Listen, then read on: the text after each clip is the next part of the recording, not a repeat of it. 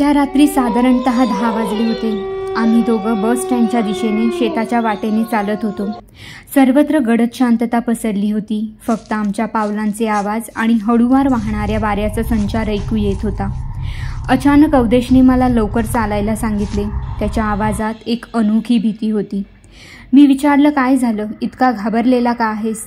तो वारंवार सांगत होता, काही नाही, लवकर निघूया, हा रस्ता थोडा विचित्र आहे. पण मी ऐकायचं सोडलं नाही. शेवटी माझ्या सतत विचारण्यावर त्याने ते भयानक रहस्य उघड केलं. अवधेश म्हणाला, हे शेत रामेसर काकांचे आहे. इथून जाताना लोक अनेकदा विचित्र अनुभव घेतात. मी विचारले, असं का, काय झालं होतं इथे? त्याने एक दीर्घ श्वास घेतला आणि सांगितले, सुमारे 3 वर्षांपूर्वी रामेसर काकांनी याच शेतात एका झाडाला गळफास लावून आत्महत्या केली होती. तेव्हापासून हे ठिकाण भुताटकीचं मानलं जातं. लोक सांगतात, इथे रात्री कधीच मागे वळून पाहू नका. जर कुणी आवाज दिला तर त्याच्या डोळ्यात आणि पायात पाहू नका. आणि जर एखाद्या मुलाच्या रडण्याचा आवाज आला तर त्याच्या दिशेने जाऊ नका. मी त्याच्या बोलण्याकडे फारसं लक्ष दिलं नाही. पण जसजशी ही गोष्ट पुढे जात गेली तसतसा माझा श्वास वाढायला लागला. तो म्हणाला, एकदा एक माणूस रात्री गावाकडे परत येत होता. शेताच्या मधून जात असताना त्याला लघुशंकेची गरज वाटली, म्हणून तो एका मोठ्या झाडाखाली थांबला. काम आटोपून तो पुढे निघाला.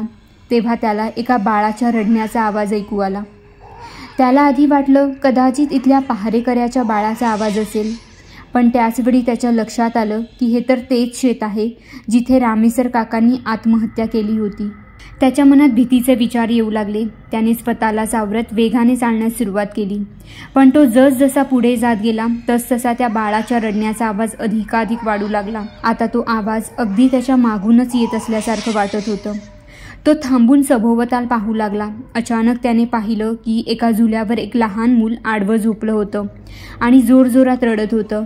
त्याने धीर एकटवून आवाज दिला, हे कोणाचं मूल आहे? पण कोणीच उत्तर दिलं नाही. भीतीपोटी त्याने झुल्याकडे दुर्लक्ष करून पुढे जाण्याचा निर्णय घेतला. पण अचानक बाळाच्या हास्याचा आवाज आला. त्याच्या पावलांना जणू कोणीतरी जखडून ठेवलं होतं. तो नाईलाजाने मागे वळला.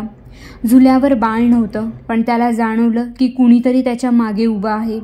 हळूहळू त्याने मागे पाहिलं आणि त्याचं काळीज थरारलं. तेच बाळ त्याच्या समोर उभं होतं. बाळ रडत होतं आणि त्याला उचलण्याची विनवणी करत होतं. भीतीने थरथरत त्याने त्या बाळाला उचललं. पण जसजसं त्याने बाळाला उचललं तसतसं त्याला जाणवायला लागलं की बाळाचं वजन वाढत चाललं आहे. आधी त्याला वाटलं की त्याचा भ्रम असेल, पण जेव्हा त्याने खाली पाहिलं तेव्हा त्याचा श्वास अडला. त्या बाळाचे पाय वाढत चालले होते आणि ते कुठेतरी असामान्य विचित्र दिसत होते.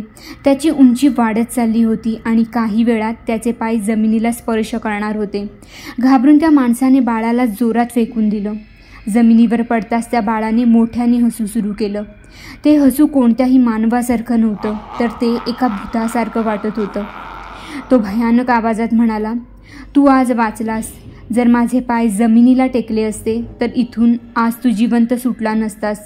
तुझा मृत्यू निश्चित होता. एवढं बोलून ते बाळ एका क्षणात हवेत विरून गेलं. त्या माणसाचे पाय थरथरू लागले. कसंबसं तो गावाकडे धावत सुटला आणि घरी पोहोचताच बेशुद्ध पडला. सकाळी जेव्हा त्याला शुद्ध आली तेव्हा त्याने सगळं गावाला सांगितलं. गावकऱ्यांनी त्याला सांगितलं, आम्ही तुला आधीच सांगितलं होतं रात्री त्या शेतात जाऊ नकोस. त्या दिवसानंतर त्याने पुन्हा कधीच त्या शेताच्या दिशेने पाऊलही टाकलं नाही. अवधेशची ही गोष्ट ऐकून माझा श्वास वेगाने धावू लागला. मी प्रत्येक सावलीकडे भीतीने पाहू लागलो.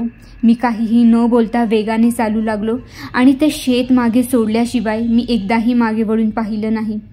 आजही त्या शेताचं नाव ऐकून माझ्या अंगावर काटा येतो. तुम्ही यावर विश्वास ठेवला नाही तरी हरकत नाही, पण त्या शेतात जे काही आहे ते भयावहच आहे. म्हणून लक्षात ठेवा, कधीही रात्री एकटं शेताच्या मधून जाऊ नका आणि सर्वात महत्त्वाचं, मागे कधीही वळू नका.